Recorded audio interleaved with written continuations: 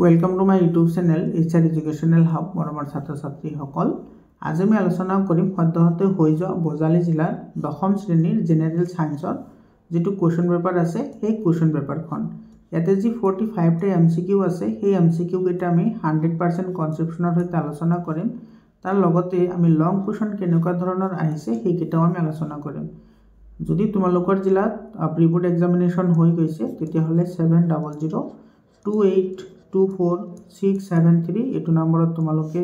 PDF আকাৰে question পেপাৰবোৰ পঠাই দিবা মই তোমালোকক হেবোৰ সলভ কৰি দি দিম মৰমৰ ছাত্ৰ ছাত্ৰী সকল বজালী জিলাৰ যেটো সায়েন্সৰ কোৱেশ্চন পেপাৰ আছে প্ৰথমতে 58টা কোৱেশ্চন ঠিকই আছে কিন্তু তাৰ পিছৰ কোৱেশ্চনবোৰ বহুত পাজলিং হয় মানে বিভিন্ন ধৰণৰ জিলাৰ ষ্টুডেন্ট সকলে অলৰেডি কৈছে যে স্যাৰ কোৱেশ্চন পেপাৰখন বহুত টান লাগি আছে তো তোমালোকে সোৱা তোমালোকৰ যদি টান লাগে তেতিয়া হলে তোমালোকে কমেন্ট কৰি জনাবা আৰু তোমালোকে এটো এটা টেস্ট হিচাপে লৈ তোমালোকে কোনে কিমান মাৰ্ক অবটেইন কৰিলা তোমালোকে কমেন্ট সেকশনত জনাবা আহা আমি আৰম্ভ কৰিছো এটো প্ৰশ্ন কাকতখন এতে সোৱা এক নম্বৰ প্ৰশ্নটো তোমাৰ কি কৈছে এটা দ্ৰৱই ৰঙা লিটমাছ নীলা কৰে ইয়াৰ pH ৰ মান কিমান হ'ব পাৰে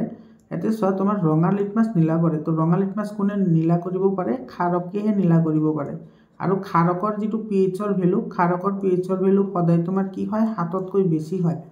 তো ইয়াতে যিকেটা অপচন দিয়া আছে অপচন কেটাৰ ভিতৰত সোৱা ডি নম্বৰটো 7 তকৈ বেছি আছে গতিকে ডি নম্বৰ অপচনটো কাৰেক্ট অপচন হ'ব 2 নম্বৰ প্ৰশ্নটো সোৱা 2 নম্বৰ প্ৰশ্নত কি কৈছে যি প্ৰক্ৰিয়াত কাৰ্বনেট আকৰ সীমিত বায়ুৰ উপস্থিতিত উচ্চ তাপত উত্তপ্ত কৰি ধাতব অক্সাইডলৈ পৰিৱৰ্তন কৰা হয় তাক কি বুলি কোৱা হয় এতে সোৱা কাৰ্বনেট আকৰক যদি ধাতব অক্সাইডলৈ পৰিৱৰ্তন কৰা হয় তেতিয়া হলে হেতুক তোমাৰ দুগ্ধীকৰণ বুলি কোৱা হয় আৰু যদি সালফাইড আকৰক যদি ধাতব অক্সাইডলৈ পৰিৱৰ্তন কৰা হয় তেতিয়া হলে তাক তাপজাৰণ বুলি কোৱা হয় তোমালোকে দুইটাৰ ডেফিনিশন মনত ৰাখিবা ইম্পৰ্টেন্ট হয় তোমালোকৰ এক্সামৰ কাৰণে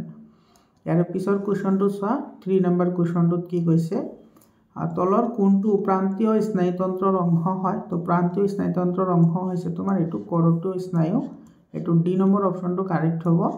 4 নম্বৰ কোৱেশ্চনটো সোৱা মটৰ মাহৰ বিশুদ্ধ উখ অৰ্থাৎ ক্যাপিটেল টিটি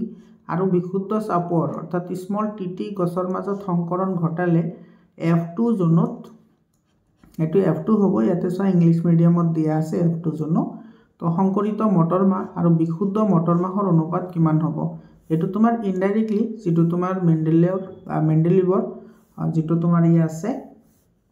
এক সংকৰণ পৰীক্ষা আছে হেতুৰ অনুপাত হতিছে তো ইয়াতে তোমাৰ গ্ৰেগৰ জোহান মেন্ডেলৰ যেটো এক সংকৰণ পৰীক্ষা আছে এক সংকৰণ পৰীক্ষাৰ অনুপাত কি আছিল 3:1 আছিল গতিকে সি নম্বৰ অপচনটো কাৰেক্ট অপচন হয় ইয়াৰ পিছত 5 নম্বৰ কোৱেশ্চনটো সোৱা 1 কিলোৱাট আৱাৰ এটো তোমাৰ এটো কিন্তু তোমাৰ ইউনিট বুলিও কোৱা হয় তোমালোকে মনত ৰাখিবা 1 ইউনিট আমাৰ ঘৰত যেতিয়া ইলেক্ট্ৰিক বিল আহে তেতিয়া হলে তোমাৰ ইলেক্ট্ৰিসিটিৰ মানুহসকলে কয় যে ইমান ইউনিট বিল আহিছে তো সেই ইউনিটটো হয় 1 কিলোৱাট আৱাৰ আৰু 1 কিলোৱাট আৱাৰ মানে কি হয় 3.6 * 10⁶ জুল গতিকে ইয়াৰে সি নম্বৰ অপচনটো কাৰেক্ট অপচন হ'ব ইয়াৰ পিছত তোমাৰ 6 নম্বৰ কোৱেশ্চনটো সোৱা দাপোন এখনৰ পৰা যিমান দূৰত থিয় নোহোৱা লাগে প্ৰতিবিম্বটো সদায় থিয় হ'ব লাগে তেতিয়া হলে দাপোনখন কি হ'ব লাগে এতে সোৱা সদায় থিয়ৰ কথা কৈছে তো প্ৰতিবিম্ব সদায় থিয় কোনে গঠন কৰিব পাৰে এটা তোমাৰ সমতল দাপোনে গঠন কৰিব পাৰে থিয় প্ৰতিবিম্ব আৰু এটা গঠন কৰিব পাৰে তোমাৰ উত্তল দাপোনে ঠিক আছে তো এটো দাপোনখন হয় সমতল হ'ব লাগিব নহলে উত্তল হ'ব লাগিব ইয়াৰে ডি নম্বৰ অপচনটো কাৰেক্ট অপচন হয় আৰু যেটো তোমাৰ অবতল দাপোন আছে অবতল দাপোনে সদায় তোমাৰ উলটা প্ৰতিবিম্ব গঠন কৰে হত আৰু উলটা প্ৰতিবিম্ব গঠন কৰে আৰু উত্তল দাপোনে বা সমতল দাপোনে সদায় তোমাৰ অহত আৰু থিয় প্ৰতিবিম্ব গঠন কৰে ইয়াৰে ডি নম্বৰ অপচনটো কাৰেক্ট অপচন হ'ব ইয়াৰ পিছত তোমাৰ 7 নম্বৰ কোৱেশ্চনটো সোৱা 7 নম্বৰ কোৱেশ্চনটোত কি কৈছে এটো 1 eV অৰ্থাৎ ইলেক্ট্ৰন ভোল্ট eV মানে ইলেক্ট্ৰন ভোল্ট এটো নিউক্লিয়াৰ শক্তিৰ সমতুল্য মান কিমান হয় এটো হ'ব তোমাৰ 1.602 × 10⁻⁻19 জুল গতিকে ইয়াৰে এ নম্বৰ অপচনত আছে গতিকে এ নম্বৰ অপচনটো কাৰেক্ট অপচন হয় 8 নম্বৰ কোৱেশ্চনটো সোৱা ইয়াতে কি কৈছে সৌৰ কূপ প্ৰস্তুতকৰণত কি ব্যৱহাৰ কৰা হয় সিলিকন ইউজ কৰা হয় এটো তোমাৰ সি নম্বৰ অপচনটো কাৰেক্ট অপচন হয় 9 নম্বৰ কোৱেশ্চনটো সোৱা 9 নম্বৰ কোৱেশ্চনটোত কি কৈছে তলৰ বিক্ৰিয়াটোৰ বাবে উক্তিসমূহৰ কোনকেইটা অশুদ্ধ তোমালোকে চোৱা এনেকুৱা ধৰণৰ কুৱেশ্যন শুদ্ধ অশুদ্ধ বা কোনটো ভুল কোনটো অশুদ্ধ এনেকুৱা ধৰণৰ কুৱেশ্যন আহিলে কুৱেশ্যনবোৰ অলপমান ভালদৰে পঢ়ি ল'বা, নহ'লে তোমাৰ এইটো মিষ্টেক হোৱাৰ চান্স থাকে। ইয়াতে চোৱা লেড অক্সাইডে কাৰ্বনৰ লগত বিক্ৰিয়া কৰি লেড আৰু কাৰ্বন ডাই অক্সাইড উৎপন্ন কৰিছে। ইয়াতে তুমি লক্ষ্য কৰা লেড অক্সাইডৰ পৰা লেড উৎপন্ন হৈছে, এইটো লেড অক্সাইডৰ পৰা লেড আহিছে, অৰ্থাৎ লেড অক্সাইডে অক্সিজেন এৰি দিছে। অক্সিজেন এৰি দিলে তাক আমি কি বুলি কওঁ? বিজাৰণ বুলি কওঁ। অৰ্থাৎ তোমাৰ ইয়াতে কি হৈছে? তোমাৰ লেড অক্সাইড বিজাৰিত হৈছে। আৰু ইয়াতে কাৰ্বন আছিল, কাৰ্বনৰ পৰা কাৰ্বন ডাই অক্সাইড হৈছে, অৰ্থাৎ কাৰ্বনৰ লগত অক্সিজেন যোগ হৈছে। তো অক্সিজেন যোগ হ'লে তাক আমি কি বুলি কওঁ? জাৰণ বুলি কওঁ। অৰ্থাৎ তোমাৰ কাৰ্বন কি হৈছে? ইয়াতে জাৰিত হৈছে। এতিয়া অপশ্যন কেইটা চোৱা, অপশ্যন কেইটাত তোমাৰ কি কৈছে? ইয়াতে এ নম্বৰত চোৱা কি কৈছে? লেড বিজাৰিত হৈছে,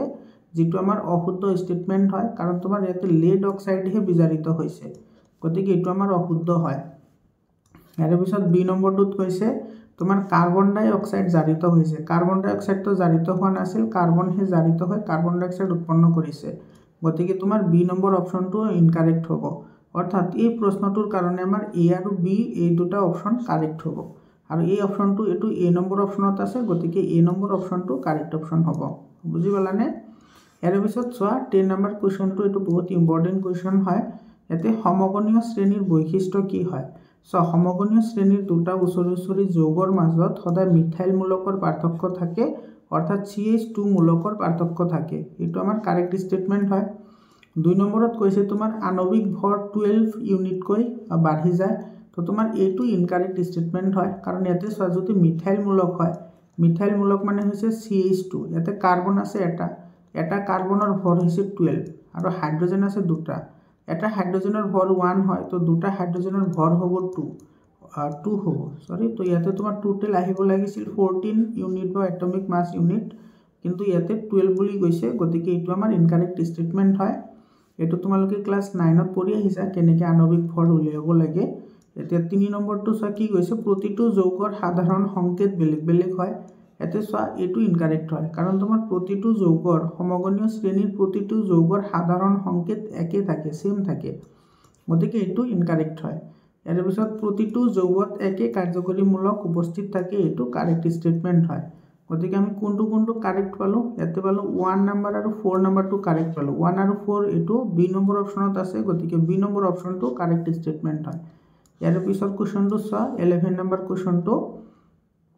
11 নম্বৰ কুৱেশ্যনত কি কৈছে? ইয়াতে মেণ্ডেলিভৰ শ্ৰেণী বিভাজনৰ সীমাবদ্ধতা আছিল। মেণ্ডেলিভৰ শ্ৰেণী বিভাজনৰ সীমাবদ্ধতা কি আছিল? মেণ্ডেলিভে হাইড্ৰজেনৰ স্থান দিব পৰা নাছিল, এইটো কাৰেক্ট হয়। আৰু মৌলাইটাৰ সমস্থানিকৰ বাবে কোনো স্থান নাছিল, এইটোও কাৰেক্ট হয়।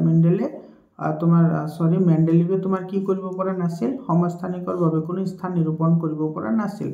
গতিকে 1 নম্বৰ আৰু 2 নম্বৰটো আমি কাৰেক্ট পালোঁ। 3 নম্বৰটো চোৱা, 3 নম্বৰটোত তোমাৰ কি কৈছে? 3 নম্বৰত কৈছে তোমাৰ এইটো পলমকৈ আৱিষ্কাৰ হ'লেও সম্ভ্ৰান্ত গেছবোৰ ক্ৰমৰ কোনো সাল সলনি নকৰাকৈ এটা নতুন বৰ্গত সংস্থাপিত কৰিব পৰা গৈছিল। এইটো চোৱা সংস্থাপিত কৰিব পৰা গৈছিল বুলি কৈছে, আচলতে তেওঁ সংস্থাপিত কৰিব পৰা নাছিল,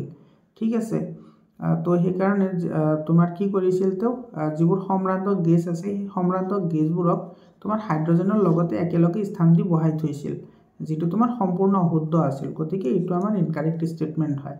ইয়াৰ পিছত তোমাৰ 4 নম্বৰটো চোৱা, মৌলসমূহৰ পাৰমাণৱিক ভৰ সুষমভাৱে বৃদ্ধি ঘটা নাছিল।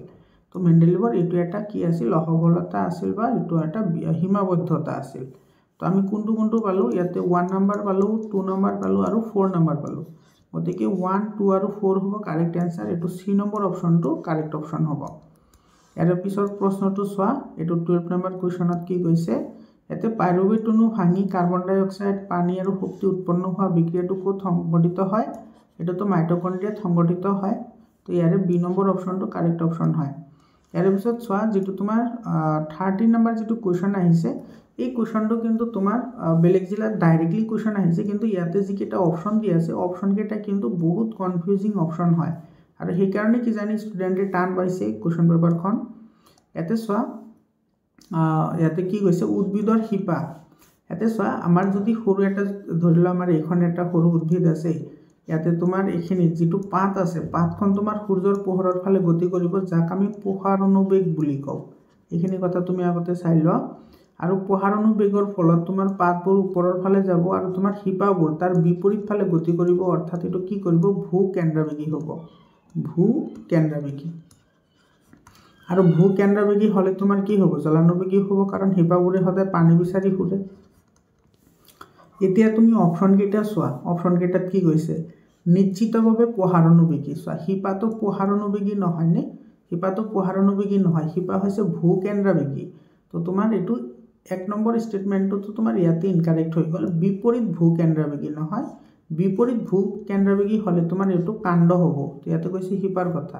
গতিকে এইটো আমাৰ ইনকাৰেক্ট হয়। 2 নম্বৰটো চোৱা, নিশ্চিতভাৱে ভূকেন্দ্ৰবেগী, এইটো হয়, নিশ্চিতভাৱে ভূকেন্দ্ৰবেগী হ'ব। আৰু ভূকেন্দ্ৰবেগী চলনটো কি হয়, এইটো পোহাৰণুবেগীৰ বিপৰীত প্ৰতিক্ৰিয়া হয়, বিপৰীত ক্ৰিয়া হয়, গতিকে বিপৰীত পোহাৰণুবেগী, গতিকে 2 নম্বৰটো কাৰেক্ট হয়। ইয়াৰ পিছত তোমাৰ 3 নম্বৰত কি কৈছে, চব বিপৰীত পোহাৰণুবেগী হয়, পোহাৰণুবেগীৰ বিপৰীত হয়, হয়নে, পোহৰৰ কাৰণে কাণ্ডবোৰ ওপৰ ফালে যাব আৰু তাৰ বিপৰীত ফালে শিপাবোৰ তলফালে আহিব, মাটিৰ ফালে যাব, এইটো ভূকেন্দ্ৰবেগী বুলি কোৱা হয়। আৰু নিশ্চিতভাৱে জলানুবেগী, এইটো হয়।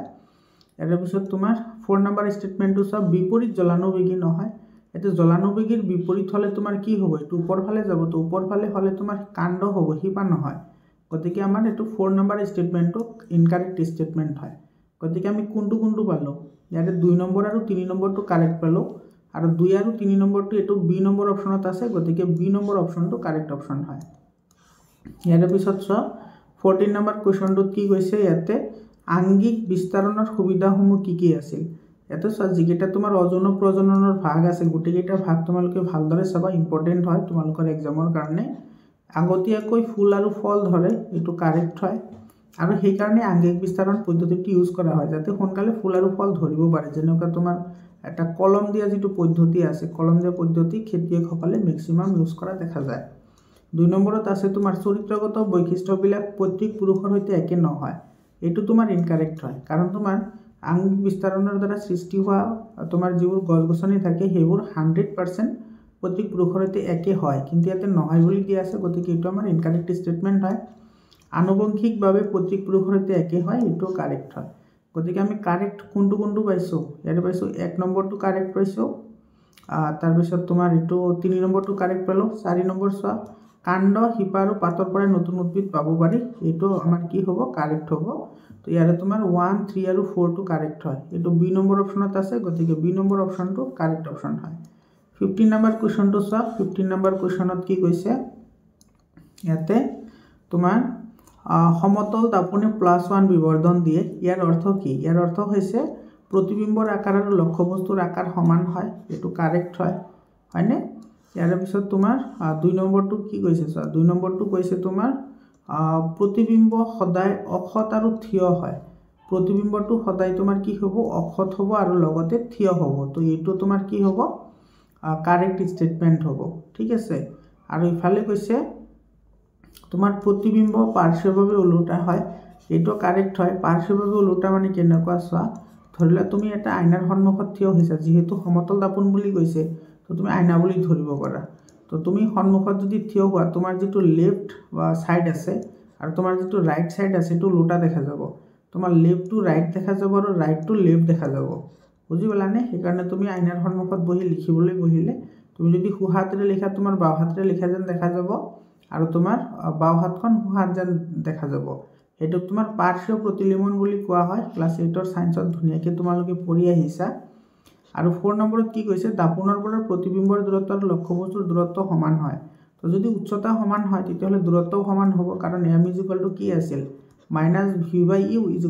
h'/h আছিল, যিটো বিবৰ্ধনৰ আমাৰ ফৰ্মুলা আছিল, গতিকে এইটো কাৰেক্ট হ'ব। গতিকে তোমাৰ 4টা ষ্টেটমেণ্ট কাৰেক্ট হয়, তো ইয়াৰে ডি নম্বৰ অপশ্যনটো কাৰেক্ট ষ্টেটমেণ্ট হ'ব, কাৰেক্ট অপশ্যন হ'ব। 16 নম্বৰ কুৱেশ্যনটো চোৱা, 16 নম্বৰ কুৱেশ্যনত কি কৈছে, তলৰ কোনবোৰ অভ্যাস পৰিৱেশ হিতৈষী নহয়। ইয়াতে পৰিৱেশ হিতৈষী নহয় বুলি কৈছে, মানে পৰিৱেশৰ কাৰণে ভাল নহয়, সেইটো কৈছে।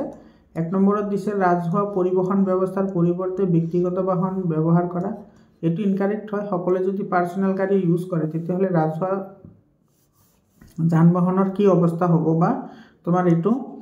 সকলোৱে ব্যক্তিগত বাহন ইউজ কৰিলে তোমাৰ বেছি পৰিমাণে পৰিৱেশ প্ৰদূষিত হ'ব, গতিকে এইটো আমাৰ ভাল অভ্যাস নহয়। 2 নম্বৰত কৈছে তোমাৰ অপ্ৰয়োজনীয়ভাৱে জ্বলি থকা লাইট বা চলি থকা ফেন বন্ধ কৰা। এইটো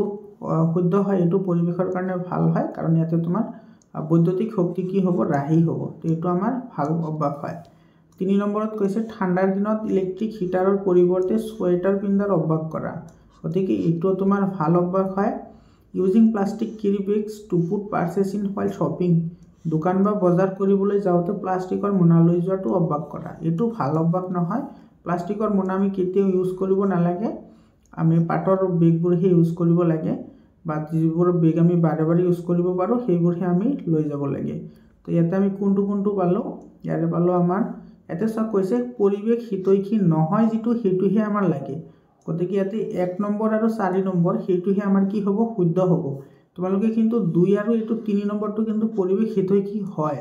ঠিক আছে। গতিকে এই দুটা কাৰেক্ট নহয় এই প্ৰশ্নৰ কাৰণে। এই প্ৰশ্নৰ কাৰণে শুদ্ধ উত্তৰ হ'ব 1 নম্বৰ আৰু 4 নম্বৰটো। এইটো এ নম্বৰ অপশ্যনত আছে, গতিকে এ নম্বৰ অপশ্যনটো শুদ্ধ উত্তৰ হ'ব।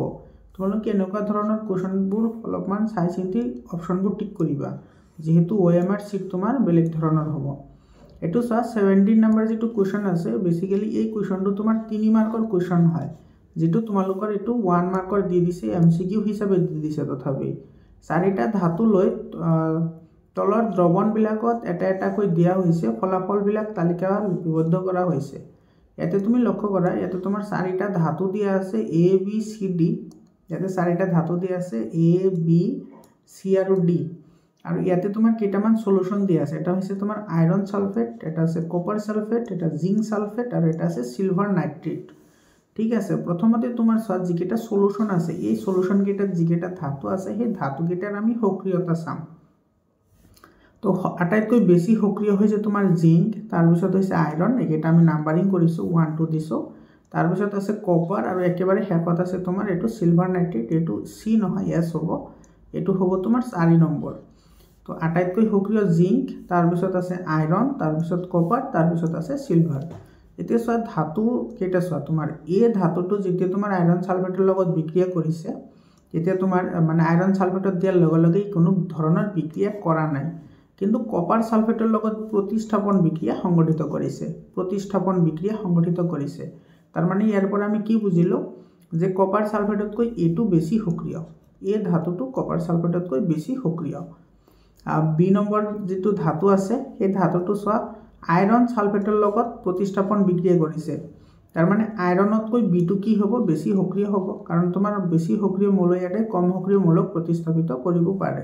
আৰু তোমাৰ জিংক সালফেটৰ লগত কোনো ধৰণৰ বিক্ৰিয়া সংঘটিত নকৰে। তাৰ মানে তোমাৰ বি ধাতুটো জিংকতকৈ কি আছে, কম সক্ৰিয় আছে, জিংকতকৈ কম সক্ৰিয়। চি ধাতুটো চোৱা, ইয়াতে আইৰন সালফেটৰ লগত বিক্ৰিয়া কৰা নাই। তাৰপিছত তোমাৰ ইয়াতে চি নম্বৰ যিটো আছে তোমাৰ কপাৰ সালফেটৰ লগত তোমাৰ কোনো ধৰণৰ বিক্ৰিয়া কৰা নাই। তাৰপিছত তোমাৰ জিংক সালফেটৰ লগতো কোনো ধৰণৰ বিক্ৰিয়া কৰা নাই, কিন্তু সিলভাৰৰ লগত বিক্ৰিয়া কৰি প্ৰতিস্থাপন বিক্ৰিয়া সংঘটিত কৰিছে। অৰ্থাৎ যিটো তোমাৰ চি ধাতু আছে, চি ধাতুটো তোমাৰ কি হ'ব, এইটো সিলভাৰ নাইট্ৰেটতকৈ বা সিলভাৰ যিটো আছে সেইটোতকৈ বেছি সক্ৰিয় হ'ব। বুজি পালানে? এতিয়া ডি নম্বৰ চোৱা, ডি নম্বৰ ধাতুটোৱে বা ডি ধাতুটোৱে কাৰো লগত বিক্ৰিয়া কৰা নাই, কোনোটোৰে লগত বিক্ৰিয়া কৰা নাই। অৰ্থাৎ তোমাৰ ডি ধাতুটো আটাইতকৈ কম সক্ৰিয় হ'ব। এতিয়া যদি ইহঁতৰ সক্ৰিয়তাৰ যদি আমি অধক্ৰমত সজাবলৈ যাওঁ, তেতিয়াহ'লে তুমি কি কৰিব লাগিব? ইয়াতে প্ৰথমতে লক্ষ্য কৰা, তোমাৰ এ যিটো ধাতু আছে, এই ধাতুটো তোমাৰ আইৰণৰ লগত বিক্ৰিয়া নকৰে, কিন্তু কপাৰৰ লগত বিক্ৰিয়া কৰে। কিন্তু আইৰণটো চোৱা, আইৰণটো হৈছে তোমাৰ এই ধাতুকেইটাৰ মাজত দ্বিতীয় সক্ৰিয়তম ধাতু, আৰু এইটো হৈছে তৃতীয় সক্ৰিয়তম ধাতু। তাৰপিছত তোমাৰ বি নম্বৰটো চোৱা, বি নম্বৰ ধাতুটোৱে তোমাৰ কিন্তু আইৰণক অপসাৰিত কৰিছে, আইৰণ, আৰু এইকেইটাৰ মাজত আটাইতকৈ বেছি হৈছে জিংক, কিন্তু জিংকৰ লগত কোনোটোৰে বিক্ৰিয়া দিয়াই নাই। গতিকে তোমাৰ আটাইতকৈ সক্ৰিয় ধাতুটো কোনটো হ'ব? বি হ'ব। আটাইতকৈ সক্ৰিয় ধাতু হ'ব কোনটো? বি। তাৰপিছত হ'ব কোনটো? এ। আৰু চিটো চোৱা, চিয়ে সিলভাৰৰ লগত ৰিয়েকশ্যন কৰিছে, গতিকে চি হ'ব, আৰু একেবাৰে শেষত আহিব ডি। গতিকে আমাৰ শুদ্ধ ক্ৰমটো হ'ব বি এ চি ডি। তো বি এ চি ডি ক'ত আছে চোৱা, বি এ চি ডি, এইটো তোমাৰ ডি নম্বৰ অপশ্যনত আছে। গতিকে তোমাৰ এইটো ডি নম্বৰ অপশ্যনটো কাৰেক্ট অপশ্যন হ'ব। 18 নম্বৰ কুৱেশ্যনটো চোৱা, 18 নম্বৰ কুৱেশ্যনত কি কৈছে, এইটো 18 নম্বৰ যিটো কুৱেশ্যন আছে সেইটোত কি কৈছে, সেউজীয়া পাতত শ্বেতসাৰৰ উপস্থিতিৰ পৰীক্ষাৰ পদক্ষেপসমূহ হৈছে। এতিয়া চোৱা, যেতিয়া আমি শ্বেতসাৰৰ উপস্থিতি পৰীক্ষা কৰিম, শ্বেতসাৰৰ উপস্থিতি পৰীক্ষা কৰাৰ লগে লগে আমি কি মানে পদক্ষেপ আমি ফলো কৰিম সেইটো আমাৰ লাগে। ঠিক আছে, তো সৰ্বপ্ৰথম আমি কি কৰিব লাগিব, তোমাৰ পাতখিলা পানীত উতলাব লাগিব। তো এইটো বি নম্বৰ যিটো আছে সেইটো তোমাৰ 1 নম্বৰত আহিব। তাৰপিছত আহিব তোমাৰ এইটো পাতখিলা এলকহলত ৰাখি উতলাব লাগে, এইটো আহিব 2 নম্বৰত। আৰু চি নম্বৰত আছে তোমাৰ পাতখিলা লঘু আয়োডিনযুক্ত দ্ৰৱত ৰাখা, এইটো নহয়, তাৰ আগতে আমি কৰিব লাগিব পাতখিলা পানীৰে ধুই পেলাব লাগিব। গতিকে এইটো হ'ব তোমাৰ 3 নম্বৰত। আৰু এইটো আহিব একেবাৰে লাষ্টত, যেতিয়া আমি কি কৰিম আয়োডিনত ডুবাম, এইটো একেবাৰে লাষ্টৰ হয় ষ্টেপ হয়। গতিকে তোমাৰ সৰ্বপ্ৰথম আহিব বি, তাৰপিছত আহিব এ, প্ৰথমত আহিব বি, তাৰপিছত আহিব এ, তাৰপিছত আহিব ডি, আৰু একেবাৰে শেষত আহিব চি। গতিকে বি এ ডি চি আমাৰ ক্ৰম হ'ব। বি এ ডি চি, এইটো চোৱা ডি নম্বৰ অপশ্যনত আছে, গতিকে ডি নম্বৰ অপশ্যনটো কাৰেক্ট অপশ্যন হয়। ইয়াৰ পিছৰ কুৱেশ্যনটো চোৱা, এইটো 19 নম্বৰ কুৱেশ্যন। এইবোৰ মই চেপ্টাৰ ৱাইজ MCQ যেতিয়া কৰাইছোঁ তেতিয়া এইবোৰ আলোচনা কৰা হৈছে অলৰেডি। তলৰ কোনটোৱে প্ৰতিধ্বনু এটাত অংশসমূহৰ শুদ্ধ ক্ৰম নিৰ্ণয় কৰিছে বা নিৰ্দেশ কৰিছে। ইয়াতে প্ৰতিধ্বনুৰ তোমাৰ কি কৰিব, এটা সংগ্ৰাহী অংগৰ পৰা তোমাৰ সংঘবাহী নিউৰনত যাব, তাৰপিছত স্নায়ুৰজ্জুৰ পৰা আজ্ঞাবাহী নিউৰনৰ পৰা মাচুললৈ যাব। অৰ্থাৎ এইটো ডি নম্বৰ অপশ্যনটো কাৰেক্ট অপশ্যন হয়। ইয়াৰ পিছত চোৱা 20 নম্বৰ যিটো কুৱেশ্যন আছে, এইটো বহুতেই ইণ্টাৰেষ্টিং কুৱেশ্যন হয়। এই কুৱেশ্যনটো তোমালোকে ভালদৰে লক্ষ্য কৰিবা। চাবা, ইয়াতে তোমালোকে কনফিউজ নহ'বা, এই কুৱেশ্যনটো কিন্তু বহুতে ইণ্টেলেকচুৱেল কুৱেশ্যন হয়। লক্ষ্য কৰা কি কৈছে, এক্স ৱাই আৰু জেড তিনিটা প্ৰাণী, এক্সে উৰিব পাৰে কিন্তু ৱাইয়ে অকল দৌৰিব পাৰে। ঠিক আছে, এইটো চোৱা, এক্সে তোমাৰ কি কৰিব পাৰে, উৰিব পাৰে। ইয়াতে মই লিখি দিছোঁ, তোমালোকে ভালদৰে লক্ষ্য কৰা। আৰু ৱাইয়ে দৌৰিব পাৰে, আৰু যিটো ৱাই আছে সেইটোৱে দৌৰিব পাৰে, ৱাইয়ে দৌৰিব পাৰে। ঠিক আছে, এক্স আৰু ৱাইৰ অগ্ৰপদৰ মৌলিক গঠন একে। এক্সৰ যেনেকুৱা তোমাৰ গঠন, ৱাইৰো গঠনটো তোমাৰ কি আছে, একে আছে। গতিকে দুটা আমি একে জাতৰ প্ৰাণী বুলি ধৰিব পাৰোঁ। জেড বহু বছৰ আগতে বিলুপ্ত হৈছে, কিন্তু জেড বহু বছৰ আগতে নোহোৱা হৈ গৈছে। ইয়াৰ কিছুমান বৈশিষ্ট্য এক্সৰ লগত মিলে আৰু ৱাইৰ লগত মিলে। তাৰমানে ইয়াতে যিটো তোমাৰ জেড আছে, সেই জেডটো তোমাৰ এক্সৰ লগতো মিলে, ৱাইৰ লগতো মিলে। অন্য অৰ্থত জেড ক্ৰমবিকাশৰ দিশৰ পৰা এক্স আৰু ৱাইৰ সংযোগী জীৱ বুলি কোৱা হয়। কোৱাটো হ'বই, কাৰণ তোমাৰ ইয়াৰ লগত ইয়াৰ বৈশিষ্ট্যৰ কি আছে, মিল আছে। এতিয়া তোমাৰ কি কৈছে, এক্স ৱাই আৰু জেডৰ ক্ষেত্ৰত কোনটো ক্ৰমবিকাশৰ শুদ্ধ ক্ৰম। এতিয়া চোৱা, তোমাৰ জেডটো বহুত বছৰ আগতে নোহোৱা হৈছে, তো জেডৰ পৰা তোমাৰ দুটা ওলাইছে, এটা হৈছে এক্স আৰু এটা হৈছে কি ৱাই। এতিয়া চোৱা, তোমাৰ কি কৈছে ইয়াতে এক্সে তোমাৰ কি কৰিব পাৰিছে, উৰিব পাৰিছে। লক্ষ্য কৰা, এক্সে উৰিব পাৰিছে কিন্তু ৱাইয়ে কেৱল দৌৰিব পাৰিছে। এতিয়া তুমি কোৱাচোন অলপমান ইণ্টেলেকচুৱেল হৈ, তোমাৰ আগতে দৌৰা কামটো আহিছে নে আগতে উৰা কামটো আহিছে? অবভিয়াছলি আগতে দৌৰা কামটো আহিছে, তাৰপিছতে উৰা কামটো আহিছে। তাৰমানে তোমাৰ জেড যিটো প্ৰাণী আছে, সেই প্ৰাণীৰ পৰা এটা নতুন প্ৰজাতিৰ উৎপন্ন হৈছে, সেইটো তোমাৰ প্ৰথমতে দৌৰিব পাৰিছে, আৰু সেই দৌৰাৰ পিছত বিৱৰ্তন হৈ তোমাৰ কি কৰিছে, উৰিব পৰা শিকিছে, মানে অভিযোজিত হৈছে। তো তোমাৰ ইয়াৰে শুদ্ধ ক্ৰমটো কি হ'ব? শুদ্ধ ক্ৰমটো হ'ব তোমাৰ জেড, তাৰপিছত আহিব তোমাৰ ৱাই, তাৰপিছত আহিব এক্স। জেড ৱাই এক্স আহিব ইয়াৰে শুদ্ধ উত্তৰ। ইয়াৰে কোনটো অপশ্যনত আছে, এইটো চাইটো ডি নম্বৰ অপশ্যনত আছে। গতিকে ডি নম্বৰ অপশ্যনটো কাৰেক্ট অপশ্যন হ'ব। ইয়াৰ পিছত 21 নম্বৰ কুৱেশ্যন চোৱা। 21 নম্বৰ কুৱেশ্যনত কি কৈছে, মানুহৰ বিৱৰ্তনীয় সম্পৰ্ক স্থাপন কৰোঁতে প্ৰয়োগ কৰা আহিলাসমূহ ব্যৱহাৰ কৰাৰ ক্ৰম হৈছে। চোৱা, এতিয়ালৈকে যিকেইটা কুৱেশ্যন আমি আলোচনা কৰিলোঁ, মানে তোমাৰ ইয়াতে 18 নম্বৰৰ পিছৰ পৰা 18, 19, 20, 21 আৰু ইফালে 22 এনেকুৱা ধৰণৰ কুৱেশ্যন কিন্তু এতিয়ালৈকে অন্য জিলাত অহা নাই। কেৱল এই বজালী জিলাতহে এনেকুৱা ধৰণৰ কুৱেশ্যন আহিছে। বাকী গোটেইকেইটা জিলাৰ ছায়েন্স আৰু মেথছ দুটাৰে কুৱেশ্যন পেপাৰ মই সলিউশ্যন কৰি দিছোঁ, তোমালোকে প্লেলিষ্টত গৈ ভিডিঅ'বোৰ চাই লোৱা। 21 নম্বৰত এটা চোৱা, তোমাৰ বিৱৰ্তনৰ সম্পৰ্ক স্থাপন কৰিবলৈ হ'লে আমাৰ খনন কাৰ্যটো সৰ্বপ্ৰথম আহিব। তাৰপিছত আমি কৰিম চোৱা, যেতিয়া আমি খনন কাৰ্য সম্পাদন কৰিম তেতিয়া আমাৰ জীৱাশ্ম পাম, আৰু সেই জীৱাশ্মসমূহৰ আমি কি কৰিম, অধ্যয়ন কৰিম। আৰু জীৱাশ্মসমূহৰ অধ্যয়নৰ পিছত আমি কি কৰিম, সেই জীৱাশ্মসমূহৰ বয়স নিৰ্ধাৰণ কৰিম, যে কোনটো জীৱাশ্ম কিমান বছৰত হৈছে বা কিমান তোমাৰ হেতুৰ বয়স হৈছে গতিকে এটো লাষ্টৰ যেটো টাৰ্ম আছে হেতু আহিব তোমাৰ 3 নম্বৰত আৰু একেবাৰে শেষত আমি কি কৰিম বয়সটো নিৰূপণ কৰাৰ পিছত আমি ডিএনএ হিহতৰ ম্যাচিং কৰিম যে কোনটোৰ ডিএনএ কাৰ লগত মিলে গতিকে এটো আহিব একেবাৰে লাষ্টত তো সৰ্বপ্ৰথম এটো আছে তোমাৰ এ তাৰ পিছত আহিব বি তাৰ পিছত আহিব ডি আৰু একেবাৰে শেষত আহিব সি অৰ্থাৎ হ'ব A B D C A B D সি কত আছে এ বি ডি সি এটো সি নম্বৰ অপশনত আছে গতিকে তোমাৰ এটো সি নম্বৰ অপশনটো কি হ'ব কাৰেক্ট অপশন হ'ব বুজি পাইছানে এটো সি নম্বৰটো কাৰেক্ট অপশন 22 নম্বৰ কোৱেশ্চনটো চোৱা 22 নম্বৰ কোৱেশ্চনটো কি কৈছে ইয়াতে তোমাৰ এটো তলৰ কোনটো এটা পুখুৰীৰ খাদ্য শৃংখল গঠন কৰে এটো পুখুৰীৰ কথা কৈছে আৰু ইয়াতে তোমালোকক এটা নতুন শব্দ দিছে এটো চোৱা প্লাংকটন মানে প্লবক ঠিক আছে প্লবক এটা একেবাৰে সৰু মানে ক্ষুদ্ৰ মাত্ৰিক মাছৰ প্ৰজাতি এটো ক্ষুদ্ৰ মাত্ৰিক মাছৰ এটা প্ৰজাতি হয় এটো যাক তোমাৰ মানে সৰুবৰ ভেকুলিও তোমাৰ ভক্ষণ কৰিব পাৰে ঠিক আছে তো ইয়াতে সব ভেকুলিক তো সৰু মাছে ভক্ষণ কৰিব নোৱাৰে গতিকে এটো আমাৰ কাৰেক্ট সিকোয়েন্স নহয় প্লাবকক সৰু মাছে খাব পাৰে আৰু সৰু মাছক কোনে খায় ভেকুলিয়ে খায় আৰু ভেকুলিক কোনে খাব বগলিয়ে খাব গতিকে আমাৰ এটো সিকোয়েন্স মানে ই কৰিছে ফৰমেশন কৰিছে গতিকে আমাৰ বি নম্বৰ অপশনটো কাৰেক্ট অপশন হয় ইয়াৰ পিছৰ কোৱেশ্চনটো চোৱা 23 নম্বৰ কোৱেশ্চনটো চোৱা তোমালোকৰ কিন্তু এটো যেটো কাৰ্যকৰী মূলক আছে হেতু কিন্তু বহুত ইম্পৰ্টেন্ট হয় এতে এলডিহাইডটো বাছি লিব লাগে এতে সময় গুটেকেটা তোমালোকক কৈ দিছো কি হ'ব আৰু একেটাৰ আইইউপিএসি নাম কি হ'ব হেকেটা মই কৈ দিম তোমালোকে ভালদৰে চাই যোৱা এতে এলডিহাইড ওলাবলৈ দিছে তো এলডিহাইড হলে এতে এলডিহাইডৰ কাৰ্যকৰী মূলক হৈছে এটো হৈছে এলডিহাইডৰ কাৰ্যকৰী মূলক তো এ নম্বৰ এতে কাৰেক্ট অপশন হ'ব এৰে কাৰেক্ট অপশন হ'ব তোমাৰ এ নম্বৰ এটো এ নম্বৰটো কাৰেক্ট অপশন হ'ব এটা বাকি কিটা চোৱা এটো সি ডাবল এইচ আছে এটো কিন্তু এনেকৈ লিখা হয় সি ডাবল এইচ এটো হৈছে তোমাৰ কাৰ্বক্সিলিক গ্ৰুপ এটো হ'ব কাৰ্বক্সিলিক গ্ৰুপ এটো কাৰ্বক্সিলিক আৰু তোমাৰ এটো চোৱা এটো CO আছে ডাইৰেক্টলি এটো হৈছে তোমাৰ কিটন গ্ৰুপ এটো কিটন আৰু তোমাৰ এটো OH হৈছে এলকোহল গ্ৰুপ OH হ'ব এলকোহল এটো এলকোহল গ্ৰুপ হয় ঠিক আছে বুজি পালানে এতিয়া এইকেটাৰ নাম চোৱা এইকেটা যেতে কাৰ্বন কেটা আছে কাউন্ট কৰা 1 2 3 তিনিটা কাৰ্বন আছে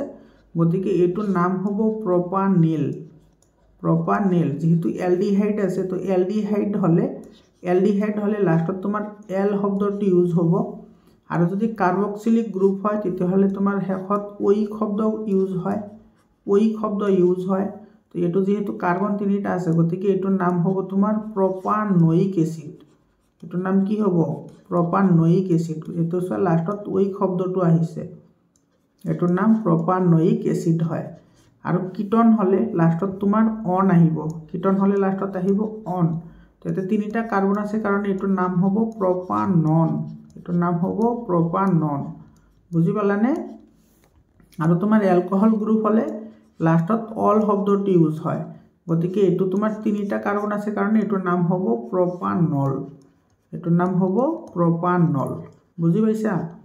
তো এইখিনি কথা যদি তুমি মনত ৰাখিব পাৰিছা তেতিয়া হলে তোমাৰ কাৰ্যকৰী মূলকৰ ওপৰত যিকোনো কোৱেশ্চন আহিলে তুমি এনসাৰ কৰিব পাৰিবা ইয়াৰ পিছত 24 নম্বৰ কোৱেশ্চনটো চোৱা 24 নম্বৰ কোৱেশ্চনত কি কৈছে ইয়াতে চাৰিজন ছাত্ৰক এটা স্নায়ুকোষৰ নিম্নোক্ত অংশসমূহ চিনাক্ত কৰিবলৈ কোৱা হল তো এক নম্বৰত দিছে তোমাৰ বাৰ্তা লাভ কৰা অংশ তো বাৰ্তা লাভ কৰা অংশ তোমাৰ কোনে কৰে ডেনড্ৰাইটে কৰে বাৰ্তা লাভ কৰে কোনে ডেনড্ৰাইটে বাৰ্তা লাভ কৰে ডেনড্ৰাইটে তো হেতু এটো সি নম্বৰটো আছে গতিকে এটো আমাৰ সি অংশটো হ'ব তো এক নম্বৰটো আহিব এটো সিৰ লগত ঠিক আছে ইয়াৰ পিছৰটো চোৱা ইয়াৰ পিছত তোমাৰ কি কৈছে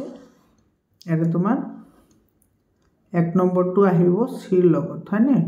তো ইয়াতে তোমাৰ এটা অপশনতে আছে এক নম্বৰটো সিৰ লগত এইটো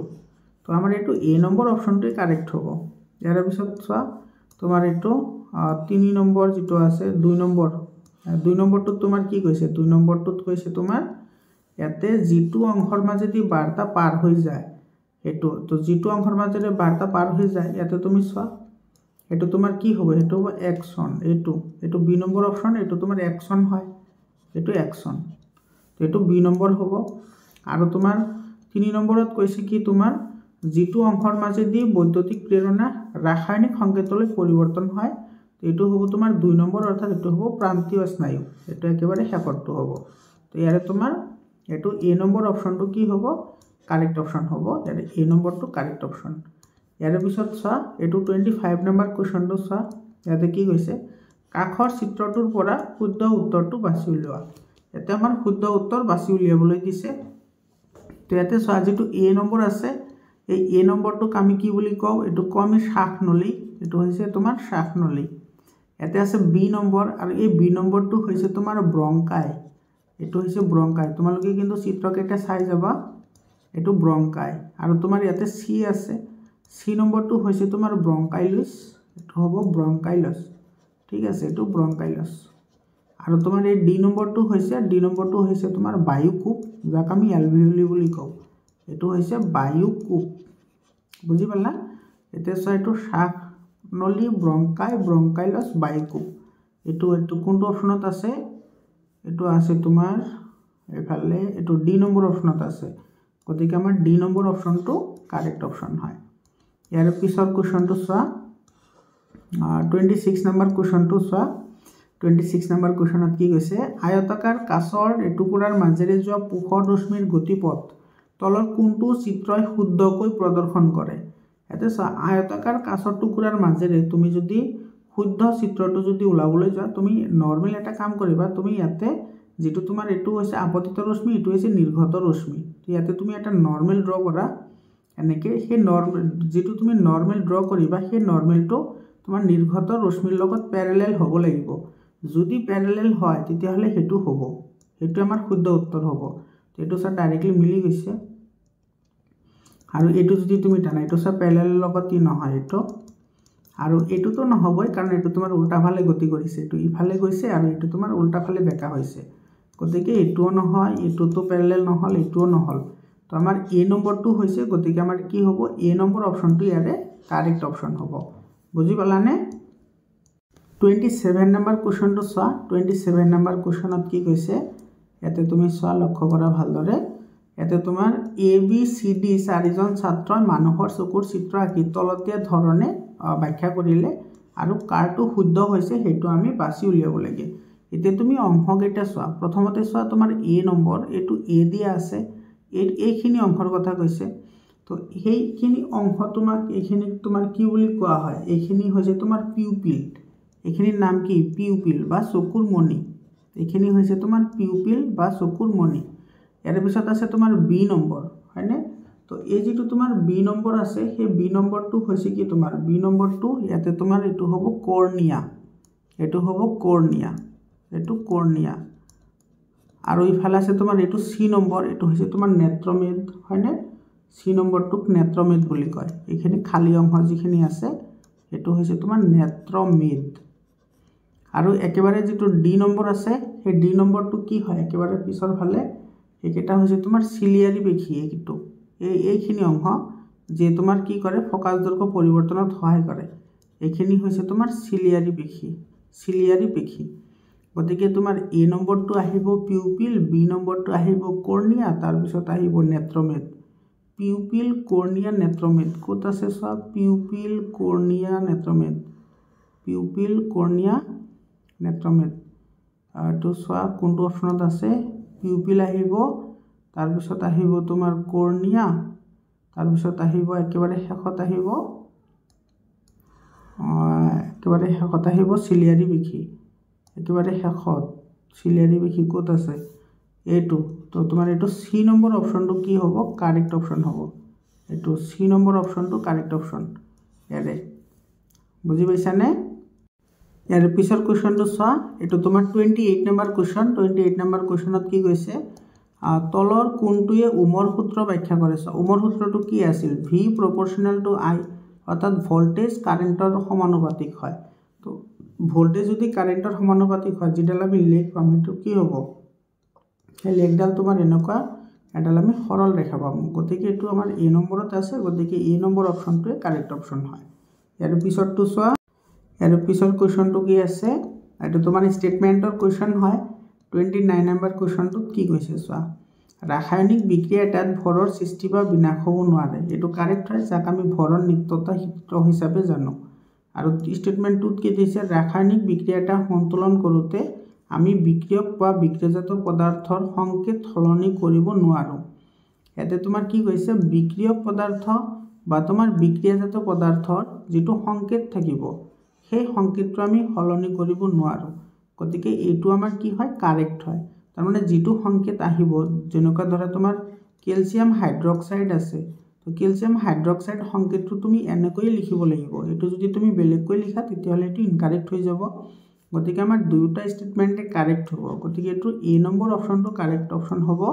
দুটা উক্তিয়ে শুদ্ধ হয় ঠিক আছে ইয়াৰ পিছৰ কোৱেশ্চনটো চোৱা 30 নম্বৰ কোৱেশ্চনটোত তোমাৰ কি কৈছে ইয়াৰে তোমাৰ স্টেটমেন্ট 1 আৰু 2 দিয়া আছে স্টেটমেন্ট 1 ত কৈছে হ্ৰস্ববৰ্তনী হোৱাৰ সময়ত বৰ্তনীত প্ৰবাহ বুজন পৰিমাণ কমি যায় ইয়াতে সব কমি যায় বুলি কৈছে কিন্তু তোমাৰ যেতিয়া শৰ্ট সাৰ্কিট হয় শৰ্ট সাৰ্কিটৰ ফলত তোমাৰ এটো ইনক্ৰিজ হয় ইনক্ৰিজ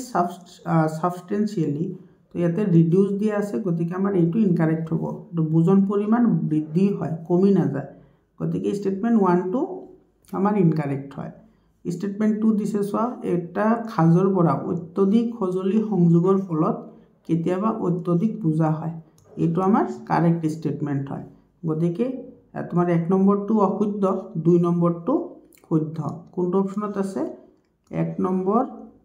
মানে অনলি 2 নম্বৰটো কাৰেক্ট হ'ব অৰ্থাৎ ডি নম্বৰ অপশনটো কি হ'ব কাৰেক্ট হ'ব ইয়াৰ পিছত তোমাৰ 31 নম্বৰ কোৱেশ্চনটো চোৱা ইয়াতে কি কৈছে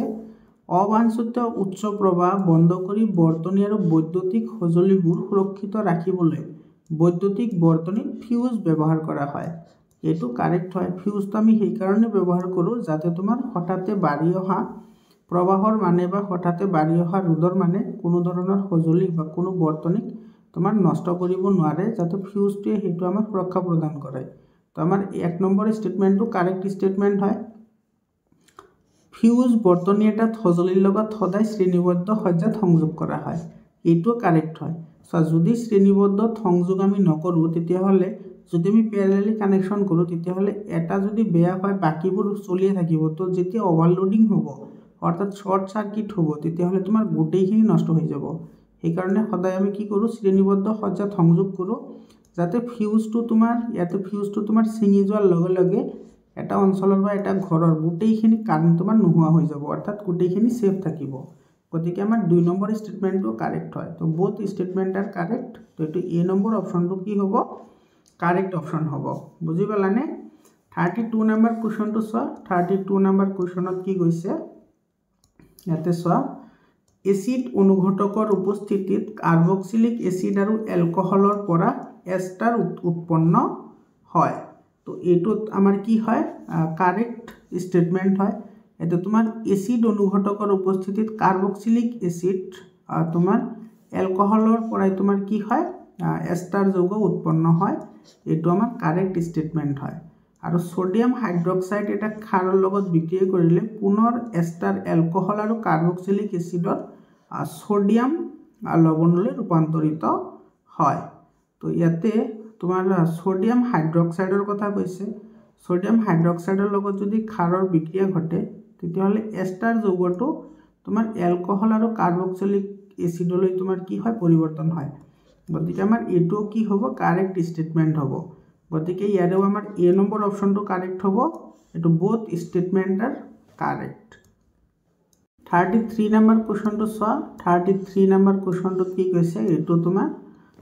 স্টেটমেন্ট 1 আৰু 2 কোৱেশ্চন হয় ইয়াতে মানুহৰ দেহৰ ছালৰ কৰ্কট ৰোগৰ কাৰণ হল অতি বেঙুনীয়া ৰশ্মি এটো কাৰেক্ট হল মানে তোমাৰ মানুহৰ কৰ্কট ৰোগ মানে বৰ্তমান বেছি হয় কেৱল এটো তোমাৰ যেটো ওজন স্তৰ ক্ষয় হৈ আছে হেতুৰ কাৰণে যাৰ ফলত অতি বেঙুনীয়া ৰশ্মিটো পৃথিৱীত আহিব পাৰে আৰু তাৰ ফলত মানুহৰ ছালৰ ক্যান্সাৰ হয় আৰু তোমাৰ 2 নম্বৰ স্টেটমেন্ট দিছে ওজন স্তৰে পৃথিৱীক সূৰ্যৰ অতি বেঙুনীয়া ৰশ্মিৰ পৰা ৰক্ষা কৰে এটো তোমাৰ কি হয় কাৰেক্ট স্টেটমেন্ট হয় গতিকে ইয়াৰে আমাৰ দুটা কাৰেক্ট স্টেটমেন্ট হ'ব দুটা কাৰেক্ট হ'ব তো ইয়াৰে এ নম্বৰ অপশনটো কাৰেক্ট অপশন হ'ব এটো এ নম্বৰ অপশনটো কাৰেক্ট অপশন হয় 34 নম্বৰ কোৱেশ্চনটো চোৱা 34 নম্বৰ কোৱেশ্চনটোত কি কৈছে ইয়াতে পানীৰ উপস্থিতিত এচিডে হাইড্ৰজেন আয়ন উৎপন্ন কৰিব পাৰে গতিকে এইটো কাৰেক্ট হয় পানীৰ অনুপস্থিতিত তোমাৰ এচিডে হাইড্ৰজেন আয়ন উৎপন্ন কৰিব নোৱাৰে কাৰণে পানীৰ অনুপস্থিতিত তোমাৰ এচিডে এচিড ধৰ্ম প্ৰদৰ্শন কৰিব নোৱাৰে গতিকে এই নম্বৰ অপশ্যনটো কাৰেক্ট অপশ্যন হয় আৰু ইয়াতে ৰিজনটো কি দিছে চোৱা ইয়াতে ৰিজন দিছে পানীত এচিডে হাইড্ৰনিয়াম আয়ন বা হাইড্ৰজেন আয়ন দিয়ে এইটো তোমাৰ কি হয় কাৰেক্ট স্টেটমেন্ট হয় আৰু যেহেতু তোমাৰ পানীত এচিডে তোমাৰ বিক্ৰিয়া কৰি তাৰমানে তোমাৰ এইটো পানী আছে আৰু তাৰ লগত তোমাৰ এচিড যিকোনো এচিড হ'ব পাৰে তো তাৰ লগত বিক্ৰিয়া কৰি তোমাৰ কি উৎপন্ন কৰে হাইড্ৰনিয়াম আয়ন উৎপন্ন কৰে আৰু তোমাৰ এইটো ক্লোৰিন আয়নক ইয়াৰ পৰা কি কৰিব সেপাৰেট কৰিব আৰু এই ঋণাত্মক আয়নৰ কাৰণে এইটো কি কৰিব পাৰিব বিদ্যুৎ পৰিবহন কৰিব পাৰিব আৰু তোমাৰ এই যেটো হাইড্ৰনিয়াম আয়ন আছে হাইড্ৰনিয়াম আয়নৰ কাৰণে তোমাৰ কি কৰে এচিড ধৰ্ম প্ৰদৰ্শন কৰে তোমালোকে এইখিনি কথা নিশ্চয় জানা তো ইয়াৰে তোমাৰ এসাৰশন আৰু ৰিজন তোমাৰ কি হ'ব দুটা কাৰেক্ট স্টেটমেন্ট হ'ব আৰু যেহেতু তোমাৰ পানীৰ উপস্থিতিত এচিডে হাইড্ৰজেন আয়ন উৎপন্ন কৰে আৰু ইয়াতে তোমাৰ হাইড্ৰনিয়াম আয়ন বা হাইড্ৰজেন আয়নৰ কথা কৈছে আৰু ইয়াতে কিন্তু কোৱা নাই যে তোমাৰ এইটো হাইড্ৰজেনৰ কাৰণে তোমাৰ এচিড ধৰ্মহে প্ৰদৰ্শন কৰে হেতু এচিড ধৰ্মৰ কথা কিন্তু কোৱাই নাই ইয়াতে গতিকে তোমাৰ কি হ'ব এসাৰশন আৰু ৰিজন দুটা কাৰেক্ট হ'ব কিন্তু ৰিজনটো এসাৰশনৰ শুদ্ধ ব্যাখ্যা নহয় ইয়াৰে তোমাৰ বি নম্বৰ অপশ্যনটো কাৰেক্ট হ'ব এটো B number option correct option হ'ব বুজি পালানে 35 নম্বৰ কোৱেশ্চনটো চোৱা 35 নম্বৰ কোৱেশ্চনত কি কৈছে ইয়াতে বৰ্গ এটাৰ ওপৰৰ পৰা তললৈ মৌলবোৰৰ ইলেক্ট্ৰন হেৰুৱাৰ প্ৰৱণতা বাঢ়ে এটোতো কাৰেক্ট হয় কাৰণ তোমাৰ বৰ্গ এটাৰ ওপৰৰ পৰা যেতিয়া আমি তললৈ আহো তেতিয়া নতুন কক্ষ এটা আৰম্ভ হয় এনেকৈ নতুন কক্ষ যেতিয়া আৰম্ভ হ'ব তেতিয়া তোমাৰ নিউক্লিয়াছ আৰু নিউক্লিয় আধানৰ মাজৰ আকৰ্ষণ বল কমিব কাৰণ তোমাৰ নিউক্লিয়াছৰ পৰা কাৰ্যকৰী নিউক্লিয় আধানৰ মাজৰ দূৰত্ব বাঢ়িব তো দূৰত্ব বাঢ়িলে আকৰ্ষণ বল কমে আকৰ্ষণ বল কমিলে ইলেক্ট্ৰন সোনকালে এৰি দিব পাৰে হয়নে আৰু সেই কাৰণে ইয়াৰ আকাৰো বৃদ্ধি হয় তো এটো তোমাৰ কি হয় কাৰেক্ট হয় আৰু তোমাৰ ৰিজন কি দিছে চোৱা বৰ্গ এটা তললৈ গলে মৌলবোৰৰ পাৰমাণবিক ব্যাসাৰ্ধ বাঢ়ি যায় এটো তোমাৰ কি হয় কাৰেক্ট হয় আৰু যেহেতু তোমাৰ ব্যাসাৰ্ধ বৃদ্ধি পায় ব্যাসাৰ্ধ বৃদ্ধি হোৱাৰ লগে লগে তোমাৰ কি কৰিব আকৰ্ষণ বল কমিব আকৰ্ষণ বল কমাৰ লগে লগে ইহতে ইলেক্ট্ৰন সহজে হেৰুৱাব অৰ্থাৎ তোমাৰ ইয়াৰ এসাৰশন আৰু ৰিজন দুটা কাৰেক্ট হ'ব আৰু ৰিজনটো এসাৰশনৰ শুদ্ধ ব্যাখ্যাও হ'ব অৰ্থাৎ ইয়াৰ এ নম্বৰ অপশ্যনটো কি হ'ব কাৰেক্ট অপশ্যন হ'ব এটো এ নম্বৰ অপশ্যনটো কাৰেক্ট অপশ্যন হয় ইয়াৰ পিছৰ কোৱেশ্চনটো চোৱা 36 নম্বৰ কোৱেশ্চনৰ এসাৰশন আৰু ৰিজনিংৰ কোৱেশ্চন দিছে ইয়াতে দিনৰ ভাগত উদ্ভিদৰ ক্ষেত্ৰত কাৰ্বন ডাই অক্সাইড নিৰ্গত নহয় এটো কাৰেক্ট স্টেটমেন্ট হয় এটো চোৱা কাৰ্বন ডাই অক্সাইড এই কাৰণে নিৰ্গত নহয় কাৰণ দিনৰ ভাগত উদ্ভিদে কাৰ্বন ডাই অক্সাইড গ্ৰহণহে কৰে ঠিক আছে কাৰণ সালোকসংশ্লেষণ প্ৰক্ৰিয়াৰ কাৰণে কাৰ্বন ডাই অক্সাইডটো দৰকাৰ হয় গতিকে আমাৰ এটোৰ এসাৰশনটো কাৰেক্ট হয় এৰ ৰিজনটো কি দিছে চোৱা ৰিজনটো তোমাৰ দিছে দিনৰ ভাগত তোমাৰ শ্বসন প্ৰক্ৰিয়াত উৎপন্ন হোৱা কাৰ্বন ডাই অক্সাইড সালোকসংশ্লেষণত ব্যৱহাৰ কৰে এটো কাৰেক্ট হয় আৰু সেই কাৰণে তোমাৰ কি নহয় কাৰ্বন ডাই অক্সাইড প্ৰডিউস নহয় যেটো এসাৰশনত কৈছে গতিকে তোমাৰ এসাৰশন আৰু ৰিজনিং দুটা শুদ্ধ হ'ব লগতে এটো ৰিজনটো এসাৰশনৰ শুদ্ধ ব্যাখ্যাও হ'ব অৰ্থাৎ এটো এ নম্বৰ অপশ্যনটো কি হ'ব কাৰেক্ট অপশ্যন হ'ব বুজি পালানে ইয়াৰ পিছৰ কোৱেশ্চনটো চোৱা 37 নম্বৰ কোৱেশ্চন এটো এসাৰশন আৰু ৰিজনিংৰ কোৱেশ্চন হয় ইয়াতে কি কৈছে এতিয়ালৈকে আৱিষ্কৃত বা সংকেতত জনা কাৰ্বন যৌগৰ সংখ্যা প্ৰায় 3 নিযুত এটো তোমাৰ কাৰেক্ট স্টেটমেন্ট হয় আৰু কাৰ্বনৰ দুটা বিশেষ ধৰ্ম হৈছে কেটিনেশন আৰু চতুৰ্থ সহযোজ্যতা এতে চোৱা ইয়াতে তোমাৰ কি কৈছে কাৰ্বনৰ দুটা বিশেষ ধৰ্ম যেটো হৈছে তোমাৰ কেটিনেশন আৰু চতুৰ্থ সহযোজ্যতা আৰু এই দুটা ধৰ্মৰ কাৰণে পৃথিৱীত অগণন যৌগ আমি পাও মানে বহুত যৌগ আমি পাও আৰু সেই কাৰণে আটাইতকৈ পৃথিৱীত দেখা পোৱা বেছি যৌগ হৈছে কাৰ্বনযুক্ত যৌগ এতে 3 নিযুত বুলি কৈছে অৰ্থাৎ এটো বহুত বেছি হয় গতিকে তোমাৰ কি হ'ব এটো এসাৰশন আৰু ৰিজন দুটা কাৰেক্ট হ'ব আৰু তোমাৰ এটো ৰিজনটো এসাৰশনৰ শুদ্ধ ব্যাখ্যাও হ'ব অৰ্থাৎ 37 নম্বৰৰ তোমাৰ এটো এ নম্বৰ অপশ্যনটো কি হ'ব এটো কাৰেক্ট অপশ্যন হ'ব তোমালোকে কিন্তু এইবোৰত কনফিউজ নহবা মৰমৰ ছাত্ৰ ছাত্ৰীসকল তোমালোকৰ এই কথাখিনি মই ডাইৰেক্টলি মানে কিতাপ ফলো কৰিহে তোমালোকক এইখিনি সলিউশন কৰি দি আছো ঠিক আছে তোমালোকে এইবোৰ ই নকৰিবা তোমালোকৰ মেইন কিতাপখন পঢ়িবা মেইন কিতাপখন পঢ়িলে তোমালোকৰ এইবোৰ ক্লিয়াৰ হ'ব তোমালোকে এই কথাখিনি কিন্তু এইবোৰ ভালদৰে ৰিলেশন কৰিব পৰা হ'ব লাগিব ঠিক আছে নহলে এছাৰশন আৰু ৰিজনিংৰ কোৱেশ্চনবোৰ কিন্তু ভুল হ'ব বুজি পালানে তো ইয়াৰো তোমাৰ এ নম্বৰ অপশনটো কাৰেক্ট অপশন হ'ব ইয়াৰ পিছৰ কোৱেশ্চনটো চোৱা ইয়াৰ পিছৰ কোৱেশ্চনটোত কি কৈছে এটো তোমাৰ মিলাবলৈ দিছে এটো 38 নম্বৰ কোৱেশ্চনটো এটো এটমিক ৰেডিয়াছৰ ওপৰত মিলাবলৈ দিছে ঠিক আছে তো ইয়াতে চোৱা তোমাৰ যেটো পটাছিয়াম আছে পটাছিয়ামৰ তোমাৰ ব্যাসাৰ্ধ হৈছে তোমাৰ 231 তাৰ পিছত আছে তোমাৰ লিথিয়ামৰ কিমান হয় লিথিয়ামৰ হৈছে 152 তাৰ পিছত আছে ৰুবিডিয়ামৰ হল তোমাৰ ইয়াতে সি নম্বৰ ৰুবিডিয়ামৰ কিমান হয় এটো 244 আৰু সোডিয়ামৰ হৈছে 186 এটো তোমালোকৰ কাৰ্যকলাপৰ কোৱেশ্চন হয় যেটো 5 নম্বৰ চেপ্টাৰ আছে সেই চেপ্টাৰৰ পৰা কাৰ্যকলাপৰ পৰা দিছে আৰু যিকেটা কাৰ্যকলাপ আছে তোমালোকৰ 1 নম্বৰ চেপ্টাৰ 2 নম্বৰ চেপ্টাৰ আৰু 5 নম্বৰ চেপ্টাৰ আৰু ইফালে তোমাৰ যেটো নিয়ন্ত্ৰণ আৰু সমন্বয় আছে সেই চেপ্টাৰৰ গুটেইকেটা কাৰ্যকলাপ মই অলৰেডি ডিসকাশন কৰিছো যদি তোমালোকে ভিডিও চোৱা নাই তোমালোকে ভিডিও চাই লবা কাৰ্যকলাপৰ ওপৰত তোমাৰ মিনিমাম 10 মাৰ্কস আহিব তোমালোকৰ এই বছৰ 10 মাৰ্কস কাৰণ তোমাৰ প্ৰতিটো জিলাতে তোমাৰ কাৰ্যকলাপৰ পৰা কোৱেশ্চন আহিছে তো ইয়াৰে তোমাৰ শুদ্ধ উত্তৰ হ'ব এটো স্যাৰ ডি নম্বৰ অপশনটো কি হ'ব কাৰেক্ট অপশন হ'ব এটো ডি নম্বৰ অপশনটো কাৰেক্ট অপশন হয় ইয়াৰে পিছৰ কোৱেশ্চনটো চোৱা এটো তোমাৰ এটো ম্যাথছ দা ফলোইং এ দিছে এটো আমাক মিলাবলৈ দিছে 39 নম্বৰটো কপাৰটি ইয়াতে কপাৰটি কিহৰ কাৰণে ইউজ কৰা হয় কপাৰটি হৈছে এটা গৰ্ভনিৰোধক পদ্ধতি কপাৰটি আৰু তোমাৰ যেটো সিফিলিস আছে সিফিলিসটো তোমাৰ কি হয় যৌন ৰোগ হয় এটো তোমাৰ 4 নম্বৰত আহিব শুক্ৰাণু তোমাৰ কি কৰে শুক্ৰাণুত তোমাৰ বংশগতিৰ গুণবোৰ নিহিত হৈ থাকে আৰু অমৰা বা প্লেসেন্টাৰ কাম হৈছে গৰ্ভভ্ৰূণলৈ পুষ্টিৰ যোগান ধৰা গতিকে তোমাৰ এ নম্বৰটো আহিব 3 নম্বৰত তাৰ পিছত বি নম্বৰটো আহিব 4 নম্বৰৰ লগত সি নম্বৰটো আহিব 2 নম্বৰৰ লগত আৰু ডি নম্বৰটো আহিব 1 নম্বৰৰ লগত এটো হ'ব 3421 এটো সোৱা 3421 কত আছে 3421 এটো তোমাৰ সি নম্বৰ অপশনত আছে গতিকে সি নম্বৰ অপশনটোৱে আমাৰ কাৰেক্ট অপশন হ'ব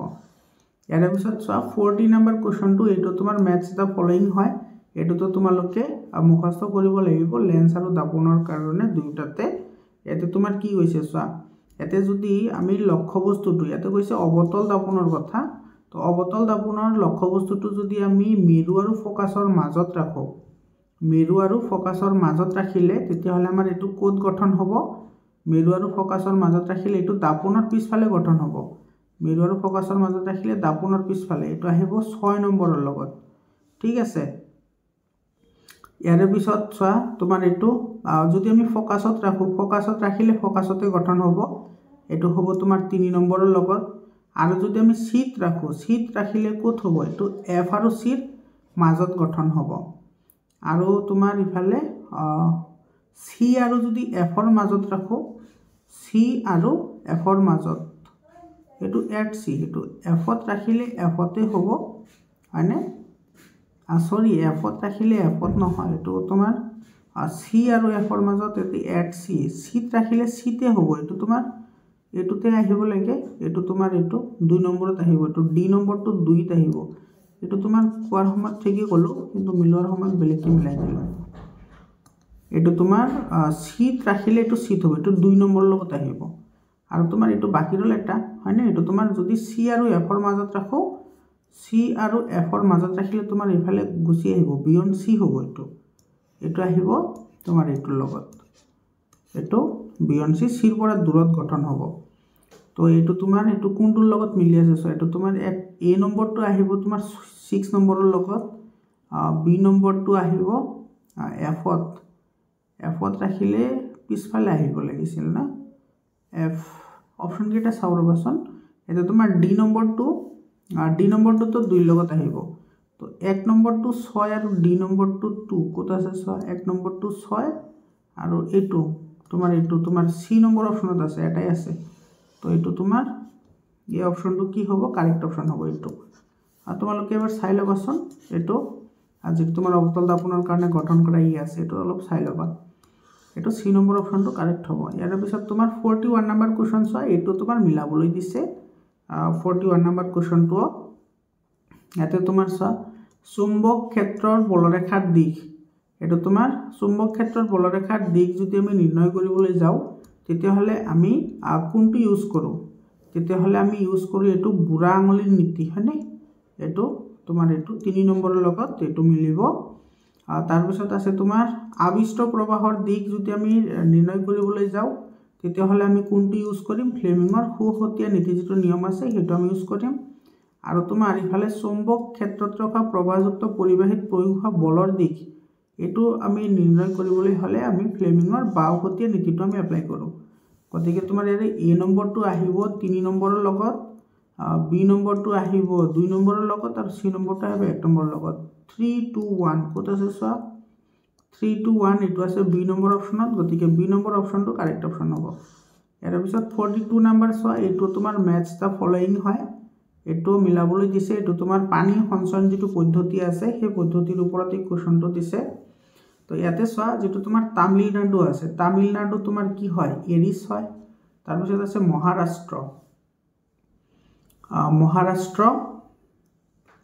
মহাৰাষ্ট্ৰত তোমাৰ কি আছিল মহাৰাষ্ট্ৰত আছিল এটো তাল হয় নাই আৰু বিহাৰত আছিল এহাৰ আৰু ৰাজধানীত হৈছে খাদিমছ তো তোমাৰ এ নম্বৰটো আহিব 3 ৰ লগত বি নম্বৰটো আহিব তোমাৰ 4 ৰ লগত সি নম্বৰ আহিব 2 ৰ লগত আৰু ডি আহিব 1 ৰ লগত 3 4 2 1 কত আছে 3 4 2 এইটো সি নম্বৰ অপশনত আছে গতিকে সি নম্বৰটো কাৰেক্ট অপশন হয় 43 নম্বৰ কোৱেশ্চনটো চোৱা এতে কি কৈছে এলকিনৰ সাধাৰণ সংকেত এলকিনৰ কথা কৈছে তো CnH2n হ'ব এইটো তোমাৰ এইটো কাৰেক্ট অপশন হয় এইটো হৈছে তোমাৰ এলকেনৰ মনত ৰাখা এটা এইটো এলকেনৰ হয় এইটো এলকেন আৰু এইটো হৈছে এলকাইন এইটো এলকাইন হয় এলকাইন ঠিক আছে এইটো এলকেন সরি এলকিন এলকিন তো এলকিন এলকাইন আৰু এলকেন তো এইটো অপশন কাৰেক্ট অপশন হয় 44 নম্বৰ কোৱেশ্চনটো চোৱা 44 নম্বৰ কোৱেশ্চনত কি কৈছে এতে তলৰ কোনটোৱে অক্সিজেন ফ্লোৰিন আৰু নাইট্ৰজেনৰ ভিতৰত পাৰমাণৱিক ব্যাসাৰ্ধৰ শুদ্ধ ক্ৰমটো নিৰ্দেশ কৰিছে তো ইয়াতে এইটো বি নম্বৰ অপশনটো কাৰেক্ট হ'ব কাৰণ তোমাৰ এইটো ফ্লোৰিন অক্সিজেন তাৰ পিছত আছে নিয়ন এইটো তোমাৰ হ'ব এইটো আছে তোমাৰ কিমান আছে ফ্লোৰিনটো অক্সিজেনৰ তোমাৰ কিমান আছিল অক্সিজেনৰ তোমাৰ 8 নাইট্ৰজেনৰ 9 আৰু ফ্লোৰিনৰ 7 তো 7 8 9 এইটো তোমাৰ পাৰমাণৱিক ব্যাসাৰ্ধৰ কথা কৈছে তো ব্যাসাৰ্ধ তোমাৰ আটাইতকৈ সৰু হ'ব ফ্লোৰিনৰ তাৰ পিছত আহিব এইটো তাৰ পিছত আহিব এইটো তো বি নম্বৰ অপশনটো কাৰেক্ট অপশন হয় 45 নম্বৰ কোৱেশ্চন আৰু আজিৰ কাৰণে শেষৰ প্ৰশ্ন তোমালোকৰ ছাত্ৰ-ছাত্ৰীসকল তোমালোকৰ ভিডিওটো কেনেকুৱা লাগিল তোমালোকে কমেন্ট কৰি জনোৱা আৰু ভিডিওটো শেষলৈকে চোৱাৰ কাৰণে তোমালোকক অশেষ ধন্যবাদ তোমালোকে কিমান নম্বৰ পালা সেই নম্বৰটো তোমালোকে কমেন্ট কৰি জনোৱা তোমালোকক যেহেতু এইটো টেষ্ট হিচাপে ল'বলৈ কৈছিল এতিয়া চোৱা 45 নম্বৰ কোৱেশ্চনত কি কৈছে বগা পোহৰ প্ৰিজমত আপতিত হৈ হাতুটা ৰঙত বিভক্ত হোৱা পৰিঘটনাটোক কি বুলি কয় এইটো বিচ্ছুৰণ বুলি কোৱা হয় এইটো বি নম্বৰ অপশনটো কাৰেক্ট অপশন হয় এতে চোৱা এই তোমাৰ বজালি জিলাত যিকেইটা তোমাৰ লং কোৱেশ্চন আহিছে লং কোৱেশ্চন কেইটা তোমাৰ ষ্টাডি কেছৰ ওপৰত যিকেইটা কোৱেশ্চন দিছে সেই কোৱেশ্চন কেইটা বহুত লেংদি কোৱেশ্চন হয় এতে চোৱা তোমালোকে কেনেকুৱা ধৰণৰ কোৱেশ্চন আহিছে এই কোৱেশ্চন কেইটা কিন্তু ফেভৰেবল কোৱেশ্চন হয় মানে এনেকুৱা নহয় যে বহুত টান কোৱেশ্চন হয় এনেকুৱা নহয় আৰু তোমাৰ এইবোৰ ইকুৱেশ্যন মই চেপ্টাৰ ওয়াইজ এমসিকিউ জিতে কৰাইছো এইবোৰ মই এক্সট্ৰা কৰি এই ইকুৱেশ্যনবোৰ দি দিছিলো তো তাৰ পৰা এই কোৱেশ্চনবোৰ আহিছে তোমালোকে চাই ল'বা এইখিনি এতে চোৱা আমাৰ ছাত্ৰ-ছাত্ৰীসকল তো এইখিনি আছিল বজালি জিলাৰ কোৱেশ্চন পেপাৰখন তোমালোকৰ কেনেকুৱা লাগিল কমেন্ট কৰি জনোৱা হোৱাটছআপ গ্ৰুপত জইন হৈ লোৱা কমেন্ট সেকশনত লিংক দিয়া আছে আকৌ লগ পাম বেলেগ এটা ভিডিঅ'লৈ ধন্যবাদ